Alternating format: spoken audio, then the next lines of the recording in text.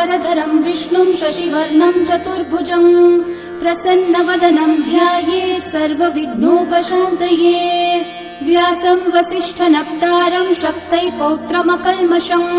पराशरात्मजं वन्दे सुखतातं तपोनिधिं। व्यासाय विष्णुरूपाय व्यासरूपाय विष्णवे नमो वै ब्रह्मनिधये वासिष्ठाय नमो नमः। अविकाराय शुद्धाय नित्याय परमात्मने सदैकरूपरूपाय विष्णवे सर्वजिष्णवे। यस्य स्मरणमात्रेण जन्म संसारबन्धनात् विमुच्यते नमस्तस्मै विष्णवे प्रभविष्णवे। ॐ नमो विष्णवे प्रभविष्णवे। श्रीवैशम्पायन उवाच श्रुत्वा धर्मानशेषेण पावनानि च सर्वशः युधिष्ठिरः शान्तनवं पुनरेवाभ्यभाषत। युधिष्ठिर उवाच किमेकं दैवतं लोके किं वाप्येकं परायणं स्तुवन्तः कमर्चन्तः प्राप्नुयुर्मानवा शुभम्। को धर्मः सर्वधर्माणां भवतः परमो मतः किं जपन्मुच्यते जन्तुर्जन्म संसारबन्धनात्। श्रीभीष्म उवाच जगत्प्रभुं देवदेवम् अनन्तं पुरुषोत्तमम्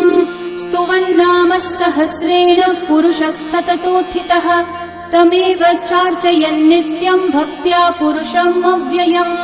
ध्यायन् स्तुवन्नमस्यं च यजमानस्तमेव च। अनादिनिधनं विष्णुं सर्वलोकमहेश्वरम् लोकाध्यक्षं स्तुवन्नित्यं सर्वदुःखातिगो भवेत्। ब्रह्मण्यं सर्वधर्मज्ञं लोकानां कीर्तिवर्धनम् लोकनाथं महद्भूतं सर्वभूतभवोद्भवम्। एष मे सर्वधर्माणां धर्मोऽधिकतमो मतः यद्भक्त्या पुण्डरीकाक्षं स्तवैर्रक्षैर्नरः सदा। परमं यो महत्तेजः परमं यो महत्तपः परमं यो महद्ब्रह्म परमं यः परायणम्। पवित्राणां पवित्रं यो मङ्गलानां च मङ्गलम् देवतं देवतानां च भूतानां यो व्ययः पिता यतः सर्वाणि भूतानि भवन्त्यादियुगागमे यस्मिंश्च प्रलयं यान्ति पुनरेव युगक्षये तस्य लोकप्रधानस्य जगन्नाथस्य भूपते विष्णोर्नाम सहस्रं मे शृणु पापभयापहम्। यानि नामानि गौणानि विख्यातानि महात्मनः ऋषिभिः परिगीतानि तानि वक्ष्यामि भूतये। ऋषिर्नाम्नां सहस्रस्य वेदव्यासो महामुनिः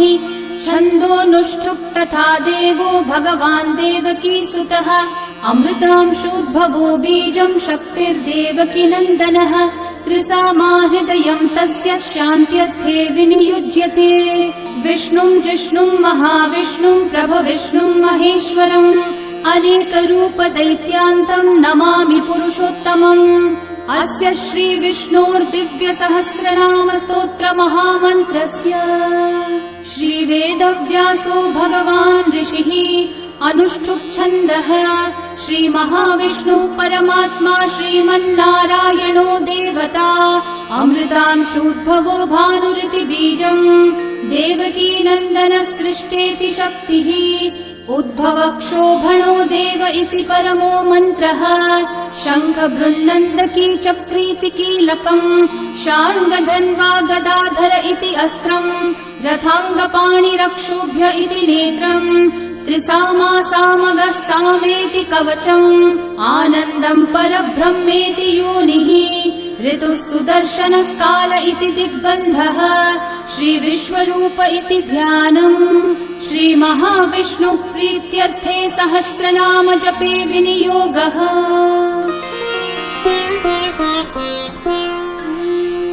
ध्यानम्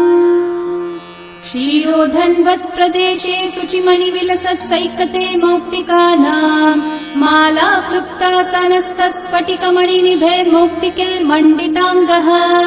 शुभ्रैरभ्रैरतभ्रैरुपरि विरचितैर्मुक्तपीयूषवर्षैः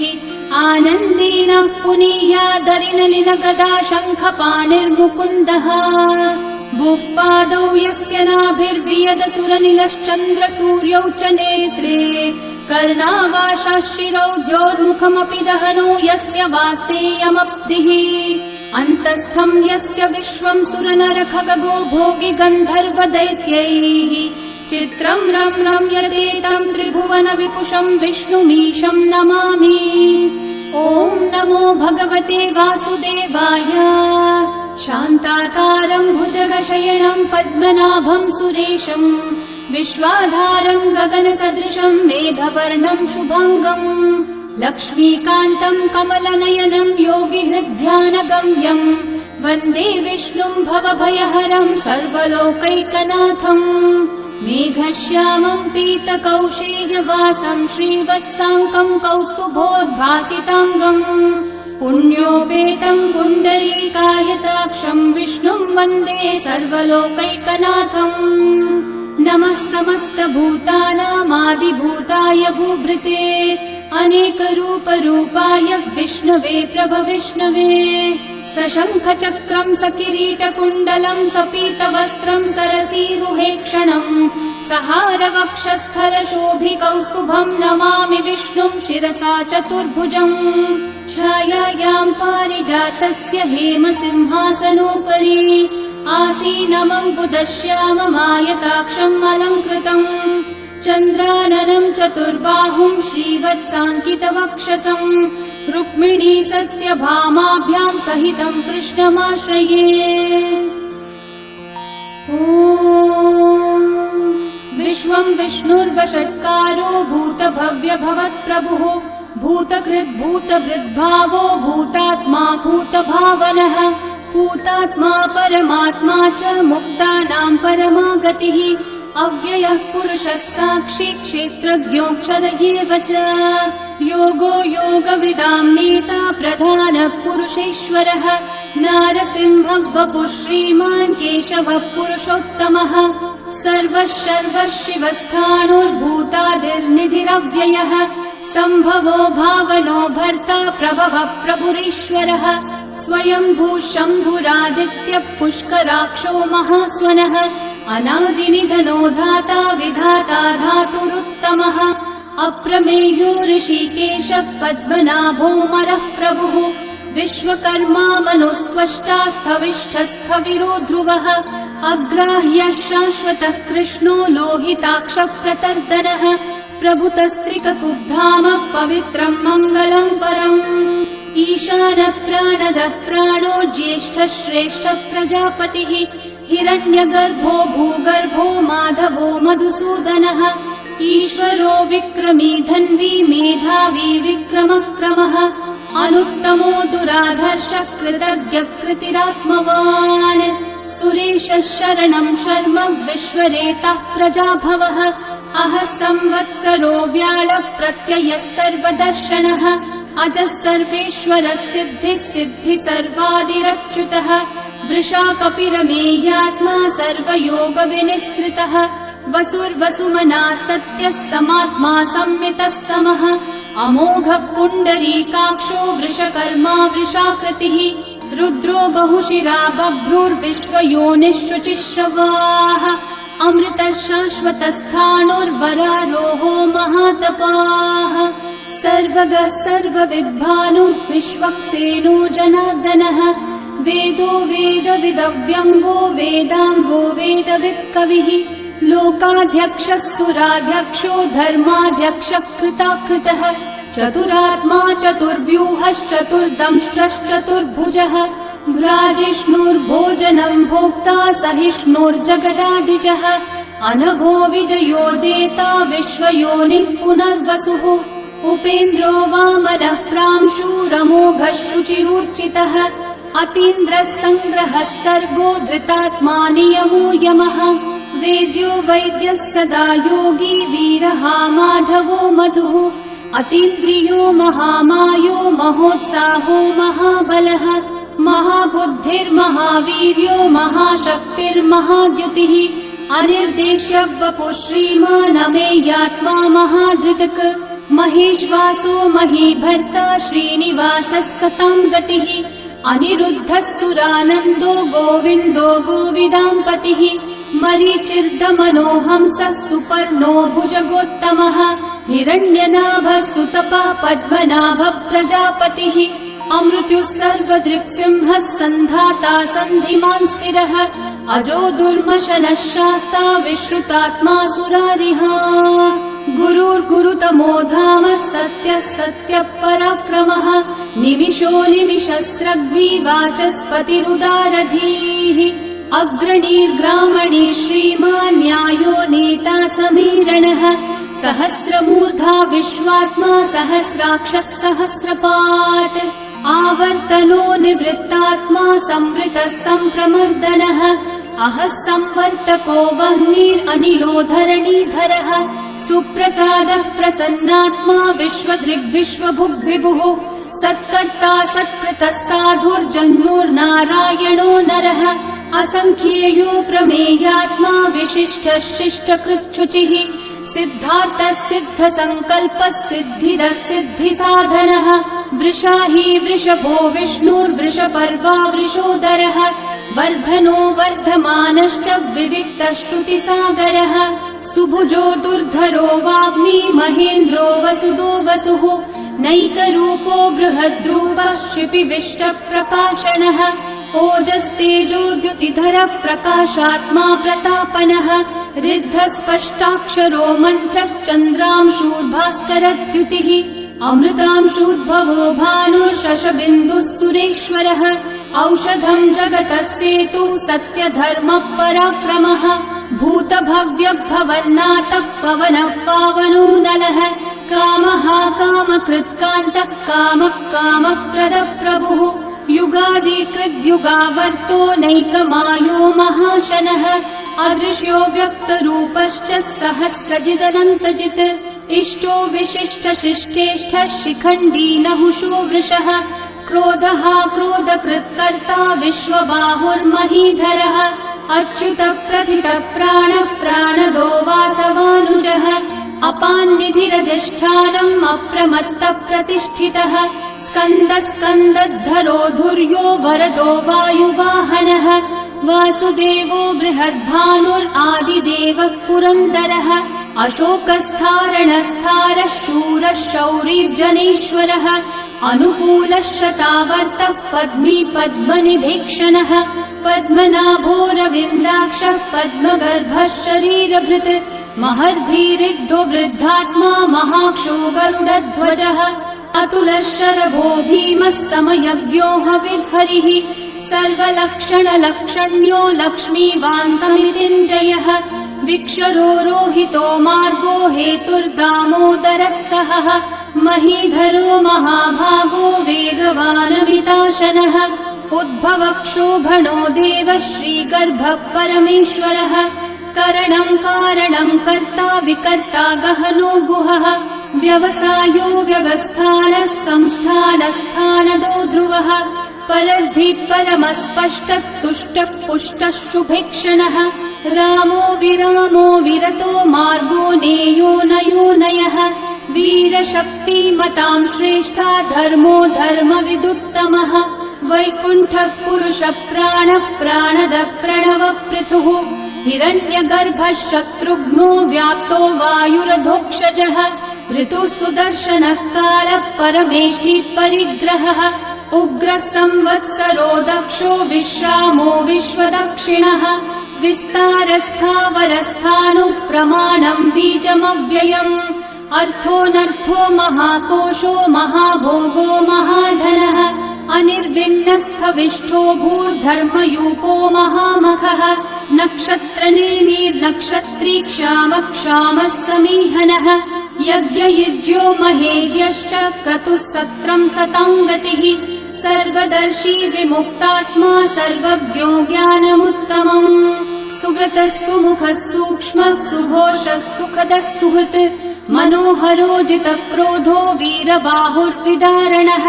स्वापनः स्ववशो व्यापी नैकात्मा नैककर्मकृत् वत्सरो वत्सलो वत्सी रत्नगर्भो धनीश्वरः धर्मकृद्धर्मी सदसक्षरमक्षरम् अविज्ञाता सहस्रांशूर्विधाता कृतलक्षणः गभस्तिनेमि सत्त्वस्थः सिंहो भूतमहेश्वरः आदिदेवो महादेवो देवेशो देवभृद्गुरुः उत्तरो गोपतिर्गोप्ता ज्ञानगम्यः पुरातनः शरीरभूतभृद्भोक्ता कपीन्द्रो भूरि दक्षिणः सोमपो मृतपः सोमः पुरुजित्पुरुसत्तमः विनयोजयः सत्यसन्धो दाशारः सात्वतां पतिः जीवो विनयिता साक्षी मुकुन्दोमितविक्रमः अम्भो निधिरनन्तात्मा महोदधिशयोऽन्तकः अजो महार्हः स्वाभाव्यो जितामित्रप्रमोदनः आनन्दो नन्दनो नन्दः सत्यधर्मा त्रिविक्रमः महर्षि कपिलाचार्य कृतज्ञो मेदिनीपतिः त्रिपदस्त्रिदशाध्यक्षो महाशृङ्गकृतान्तकृत् महावराहो गोविन्दः सुषेणः कनकाङ्गदी गुह्यो गभीरो गहनो गुप्तश्चक्रगदाधरः वेधास्वाङ्गोजितः कृष्णो दृढसङ्कर्षणोच्युतः वरुणो वारुणो वृक्षः पुष्कराक्षो महामनाः भगवान् भगहानन्दी वनमाली हलायुधः आदित्यो ज्योतिरादित्यः सहिष्णुर्गतिसत्तमः सुधन्वाखण्ड परशुर्दारुणो द्रविणप्रदः दिवस्पृक् सर्वदृग्व्यासो वाचस्पतिरयो निजः त्रिसामासामगः सामन्निर्वाणम् भेषजम्भिषक् सन्न्यासकृच्छमः शान्तो निष्ठा शान्तिपरायणम् शुभाङ्गः शान्तिदः सृष्टा कुमुदः कुवलेशयः गोहितो गोपतिर्गोप्ता वृषभाक्षो वृषप्रियः अनिवर्ती निवृत्तात्मा संक्षेप्ताक्षेमकृच्छिवः श्रीवत्सवक्षा श्रीवासः श्रीपतिः श्रीमतांवरः श्रीधः श्रीशः श्रीनिवासः श्रीनिधिः श्रीविभावनः श्रीधरः श्रीकरः श्रेयः श्रीमान् लोकत्रयाश्रयः स्वक्षः स्वङ्गः शतानन्दो नन्दिर्ज्योतिर्गणेश्वरः विजितात्मा विधेयात्मा सत्कीर्तिश्चिन्न संशयः उदीर्णः सर्वतश्चक्षुरनीशः शाश्वतः स्थिरः भूषयो भूषणो भूतिर्विशोकः शोकनाशनः अर्चिष्मान् अर्चितः कुम्भो विशुद्धात्मा विशोधनः अनिरुद्धो प्रतिरथः प्रद्युम्नोमितविक्रमः कालनेमी निहावीरः शौरी शूरजनेश्वरः त्रिलोकात्मा त्रिलोकेशः केशवः केशिहा हरिः कामदेवः कामपालः कामी कान्तः कृतागमः अनिर्देश्य वपुर्विष्णु वीरोऽनन्तो धनञ्जयः ब्रह्मण्यो ब्रह्मकृद् ब्रह्मा ब्रह्म ब्रह्म विवर्धनः ब्रह्मविद् ब्राह्मणो ब्रह्मी ब्रह्मज्ञो ब्राह्मणप्रियः महाकर्मो महाकर्मा महातेजा महोरगः महाक्रतुर्महायज्वा महायज्ञो महाहविः स्तव्यस्तव प्रियस्तोत्रम् स्तुतिस्तोतारणप्रियः पूर्णः पूरयिता पुण्यः पुण्यकीर्तिरणामयः मनोजवस्तीर्थकरो वसुरेता वसुप्रदः वसुप्रदो वासुदेवो वसुर्वसुमनाहविः सद्गति सत्कृति सत्ता सद्भूति सत्परायणः शूरसेनो यदुश्रेष्ठः सन्निवासः सुयामुनः भूता वासो वासुदेवः सर्वासु निलयो नलः दर्पः दर्पदो दृप्तो दुर्धरोऽथा पराजितः विश्वमूर्तिर्महामूर्तिर्दीप्तमूर्तिरमूर्तिमान् अनेकमूर्तिरव्यक्तः शतमूर्तिः शताननः एकोनैकः स वः किं यतत्पदमनुत्तमम् लोकबन्धुर्लोकनाथो माधवो भक्तवत्सलः सुवर्णवर्णो हेमाङ्गो वराङ्गश्चन्दनाङ्गदे वीरः विषमः शून्यो घृताशीरशलश्चलः अमानी मानदो मान्यो लोकस्वामी त्रिलोकधृक् सुमेधा मेधजो धन्यः सत्यमेधाधराधरः तेजो वृषो द्युतिधरः सर्वशस्त्रभृताम्बरः प्रग्रहो निग्रहो व्यग्रो नैकः शृङ्गो गदाग्रजः चतुर्मूर्तिश्चतुर्बाहुश्चतुर्व्यूहश्चतुर्गतिः चतुरात्मा चतुर्भावश्चतुर्वेदविदेकपात् समावर्तो निर्वृत्तात्मा दुर्जयो दुरतिक्रमः दुर्लभो दुर्गमो दुर्गो दुरावासो दुरारिहा शुभाङ्गो लोकसारङ्गः सुतन्तुस्तन्तुवर्धनः इन्द्रकर्मा महाकर्मा कृतकर्मा कृतागमः उद्भवः सुन्दर सुन्दो रत्ननाभः सुलोचनः अर्को वाजः नः शृङ्गी जयन्तः सर्वविजयी सुवर्णबिन्दु रक्षोभ्यः सर्ववागीश्वरेश्वरः महाहृदो महागर्तो महाभूतो महानिधिः कुमुदः कुन्दरः कुन्दः पर्जन्यः पावलो निलः अमृताशोऽमृतवपुः सर्वज्ञः सर्वतोमुखः सुलभः सुव्रतः सिद्धः शत्रुजिच्छत्रुतापनः न्यग्रोधोदम्बरोऽश्वत्थः चाणूरान्ध्रनिषूदनः सहस्रार्ची सप्तजिह्वा सप्तैधा सप्तवाहनः अमूर्तिरनघोचिन्त्यो भयकृद्भयनाशनः अनुर्बृहत्कृशस्थूलो गुणवृन्निर्गुणो महान् अधृतस्वधृतस्वास्य प्राग्वंशो वंशवर्धनः भारभृत्कथितो योगी योगीशः सर्वकामदः आश्रमश्रमनश्रामः सुपर्णो वायुवाहनः धनुर्धरो धनुर्वेदो दण्डो दमयिता दमः अपराजितः सर्वसहो नियन्ता नियमो यमः सत्त्ववान् सात्विकः सत्यः सत्यधर्मपरायणः अभिप्राय प्रियार्होर्हः प्रियकृत्कृतिवर्धनः विहाय स गतिर्ज्योतिः सुरचिर्हुतभुक् विभुः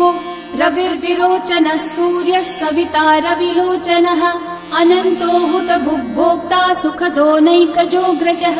अनिर्विण्णः सदा मर्षि लोकाधिष्ठानमद्भुतः सनात् सनातनतमः कपिलः कपिरव्ययः स्वस्तिदः स्वस्तिकृत् स्वस्ति स्वस्ति भुक् स्वस्ति दक्षिणः अरौद्रः कुण्डली चक्री विक्रम यूर्जितशासनः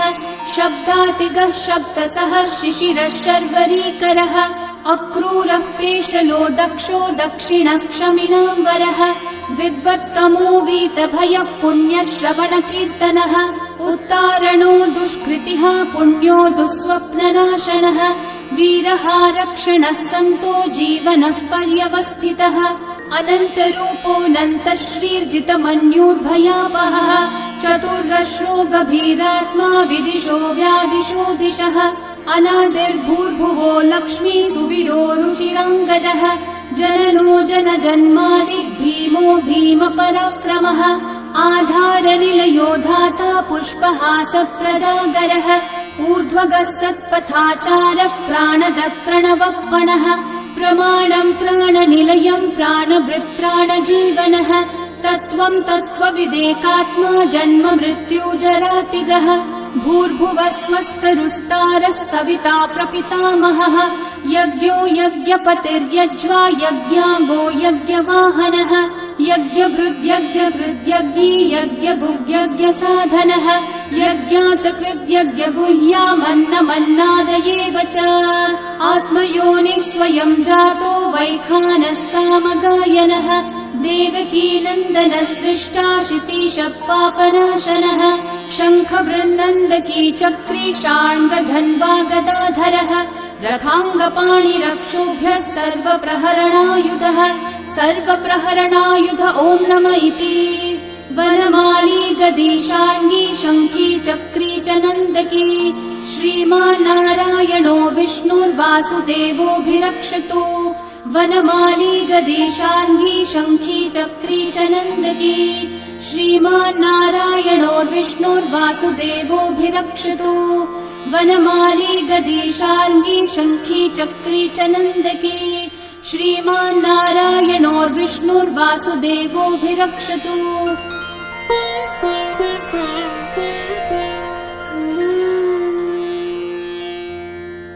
इतीदं कीर्तनीयस्य केशवस्य महात्मनः नाम्नां सहस्रं दिव्यानामशेषेण प्रकीर्तितम् य इदं शृणुयान् नित्यं यश्चापि परिकीर्तयेत् नाशुभं प्राप्नुयात् किञ्चित् सोमुत्रेह च मानवः वेदान्तगो ब्राह्मणः स्यात् क्षत्रियो विजयी भवेत् वैश्योधन समृद्धः स्यात् शूद्रः सुखमवाप्नुयात् धर्मार्थी प्राप्नुयात् धर्मम् अर्थार्थी चार्थमाप्नुयात् कामानवाप्नुयात् कामी प्रजार्थी चाप्नुयात् प्रजाम् भक्तिमान् यः सदोत्थाय शुचिस्तद्गतमानसः सहस्रम् वासुदेवस्य नाम्नामेतत् प्रकीर्तये यशः प्राप्नोति विपुलम् याति प्राधान्यमेव च अचलां श्रियमाप्नोति श्रेय प्राप्नोत्यनुत्तमम् न भयम् क्वचिदाप्नोति वीर्यम् तेजश्च विन्दति भवत्यरोगो द्युतिमान् बलरूपगुणान्वितः रोगार्तो मुच्यते रोगात् बद्धो मुच्येत बन्धनात् भयान् मुच्येत भीतस्थो मुच्येतापन्न आपदः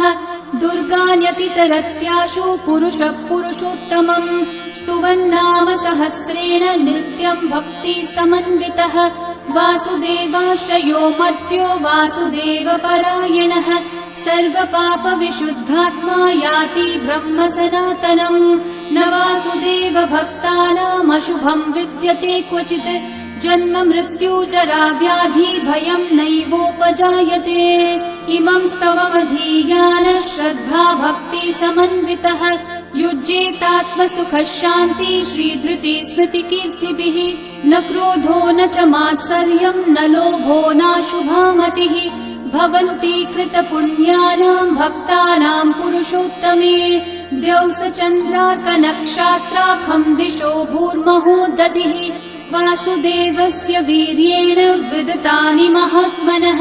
ससुरासुरगन्धर्वम् स यक्षोरगराक्षसम् जगद्वशे वर्ततेदम् कृष्णस्य सचराचरम् इन्द्रियाणि मनोबुद्धिः सत्त्वम् तेजो बलम् द्युतिः वासुदेवात्मकन्याहुः क्षेत्रम् क्षेत्रज्ञ एव च सर्वागमानामाचार प्रथमम् परिकल्पते आचार प्रभवो धर्मो धर्मस्य प्रभुरच्युतः ऋषयः पितरो देवा महाभूतानि धातवः जङ्गमाजङ्गमम् चेदम् जगन्नारायणोद्भवम् योगो ज्ञानम् तथा साङ्ख्यम् विद्या शिल्पादिकर्म च वेदाः शास्त्राणि विज्ञानम् एतत् सर्वम् जनार्दनात् एको विष्णुर्महद्भूतम् पृथक् भूतान्यनेकशः त्रीन् लोकान् व्याप्य भूतात्मा भुङ्क्ते विश्वभुगव्ययः इमम् स्तवम् भगवतो विष्णोर्व्यासेन कीर्तितम् पठ्येद्य इच्छेत् पुरुषः श्रेयः प्राप्तुम् सुखानि च विश्वेश्वरमजम् देवम् जगतः प्रभुमव्ययम् भजन्ति हि पुष्कराक्षम् न ते यान्ति पराभवम् न ते यान्ति पराभवम् ॐ नम इति अर्जुनोवाच पद्मपत्र विशालाक्ष पद्मनाभः सुरोत्तम भक्तानामनुरक्तानाम् त्राता भव जनार्दन श्रीभगवानुवाच यो माम् नाम सहस्रेण स्तोतुमिच्छति पाण्डव सोऽहमेकेन श्लोकेन स्तुत एव न संशयः स्तुत एव न संशय ॐ नम इति व्यास उवाच वासनाद्वासुदेवस्य वासितम् भुवनत्रयम् सर्वभूतनिवासोऽसि वासुदेव नमोऽस्तु ते श्रीवासुदेव नमोऽस्तु त ॐ नम इति पार्वत्योवाच केनोपायेन लघुना विष्णोर्नाम सहस्रकम् पठ्यते पण्डितेर्नित्यम् श्रोतुमिच्छाम्यहम् प्रभो ईश्वरोवाच श्रीराम राम रामेति रमे रामे मनोरमे सहस्रनाम तत्तुल्यम् राम नाम वरानने श्रीराम राम रामेति रमे रामे मनोरमे सहस्रनाम तत्तुल्यम् राम नाम वरानने श्रीराम राम रामेति रमे रामे मनोरमे सहस्रनाम तत्तुल्यम् राम नाम वरानने श्रीराम नाम वरानन ॐ नम इति ब्रह्म उवाच नमोऽस्त्वनन्ताय सहस्रमूर्तये सहस्रपादाक्षि शिरोरुबाहवे सहस्रनाम्ने पुरुषाय शाश्वते सहस्रकोटियुगधारिणे नमः सहस्रकोटियुगधारिण ॐ नम इति। सञ्जय उवाच यत्र योगेश्वर कृष्णो यत्र पार्थो धनुर्धरः तत्र श्रीर्विजयो भूतिर्ध्रुवा नीतिर्मतिर्मम। श्रीभगवानुवाच अनन्याश्चिन्तयन्तो मा ये जनाः पर्युपासते तेषाम् नित्याभियुक्तानाम् योगक्षेमम् वहाम्यहम्। परित्राणाय साधूनाम् विनाशाय च दुष्कृताम् धर्म संस्थापनार्थाय सम्भवामि युगे युगे। आर्ता विषण्णा शिथिलाश्च भीता घोरेषु च व्याधिषु वर्तमानाः संकीर्त्य नारायण शब्दमात्रम् विमुक्तदुःखा सुखिनो भवन्तु। कायेन वाचा मनसैन्द्रियैर्वा बुद्ध्यात्मना वा प्रकृते स्वभावात् करोमि यद्यत् सकलम् परस्मै नारायणायेति समर्पयामि। श्री विष्णु सहस्रनाम स्तोत्रम् सम्पूर्णम्।